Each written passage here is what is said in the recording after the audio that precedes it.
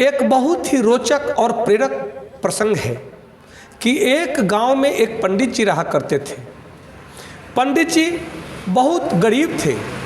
पंडित जी की दयनीय स्थिति ठीक नहीं थी।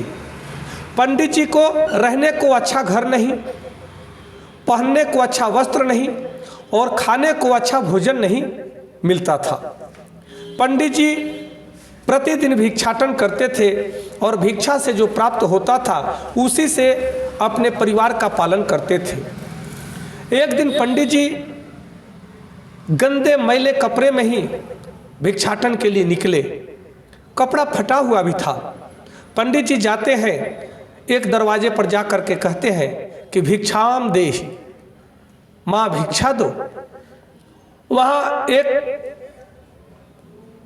व्यक्ति निकलता है और फटे हुए हाल में गंदे कपड़े में पंडित जी को देखता है तो पंडित जी को वह दुत्कार करके भगा देता है। पता न कहाँ से चले आते हैं भिक्षा मांगने, इनको कोई काम धंधा नहीं है, कहते हुए भगा देता है। पंडित जी वहाँ से दुखी मन से आगे बढ़ते हैं, जा रहे हैं। तभी रास्ते में एक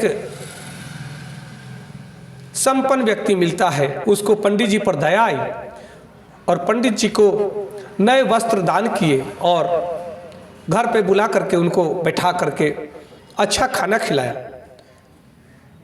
पंडित जी उसको बहुत सारा आशीर्वाद देते हुए फिर अपने घर को जाते हैं। अगले दिन वही नया वस्त्र पहन करके पंडित जी फिर भिक्षाटन के लिए निकलते हैं और उस घर पे भी जाते हैं जिस घर से वो व्यक्ति ने पंडित जी को धुतकार दिया था। तब वो देखते कि साथ में पंडित जी भिक्षा मांगते हैं। वह व्यक्ति दौड़ कर आता है, देखता है पंडित जी बहुत वस्त्र अच्छे पहने हुए हैं। उनको देखते के साथ में बिठाता है, बुलाता है और कुछ खाने को भी देता है। घर में अच्छा पकवान बना हुआ था, बैठा करके पंडित जी को खिलाता है। पंडित जी बैठते हैं और विचार करते हैं कि यह व्यक्ति मुझे नहीं, मेरे कपड़ों को खाना दिया है, मेरे अच्छे वस्त्रों को खाना दिया है। और वह विचार करते हुए एक एक पदार्थ को अपने कपड़े के ऊपर डालने लगते हैं। धीरे धीरे करके वो सारा खाना, सारा भोजन अपने कपड़ों पे उड़ेल लेते हैं, डाल लेते हैं। यह देख करके वह व्यक्ति आश्चर्य में पड़ जाता है और अंत में पूछ ही लेता है कि अरे महाराज, मैं इतना प्रेम से आपको खाना खाने के लिए दिया और सारे खाने को आप बर्बाद कर रहे हैं, ये कपड़ों पर डाल रहे हैं, कपड़ा भी खराब कर रहे हैं। पंडित जी कहते हैं कि तुमने हमें खाना नहीं दिया है, तुमने हमें तो कल ही दुत्कार करके भगा दिया था क्योंकि मेरा वस्त्र गंदा था, फटा हुआ था, और आज नए वस्त्र में मैं आया हूं तो अब तूने हमें नहीं बल्कि इस वस्त्र को खाना दिया है। इसलिए मैं इस वस्त्र को कह रहा हूं कि ले खा और खा, क्योंकि यह खाना मेरे लिए नहीं, ये कपड़ों के लिए है। यह सुनकर के व्यक्ति बड़ा लज्जित होता है, शर्म से उसकी नजरें झुक जाती है, शर्मिंदा होता है और उसके मन में ग्लानि होती है। और पंडित जी फिर वहीं से उठ करके चल देते हैं। आज समाज में यही हो रहा है कि कपड़ों से व्यक्ति की पहचान हो रही है।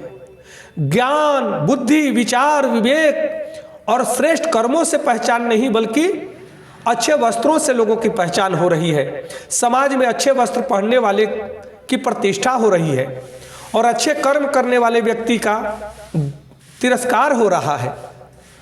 आज समाज में अच्छे व्यक्ति इसीलिए ग्रसित हैं, परेशान हैं कि वे अवैध ढंग से पैसे कमाते नहीं, इसीलिए अच्छे वस्त्र पहन नहीं पाते और अच्छे ज्ञान के साथ में अच्छे कर्म करते हैं। जो व्यक्ति उस व्यक्तित्व को समझ लेता है वह उस व्यक्तित्व की पूजा करता है, उस व्यक्तित्व का सम्मान करता है। इसलिए वस्त्रों के साथ साथ में कर्म और विचार भी श्रेष्ठ करना बहुत जरूरी है।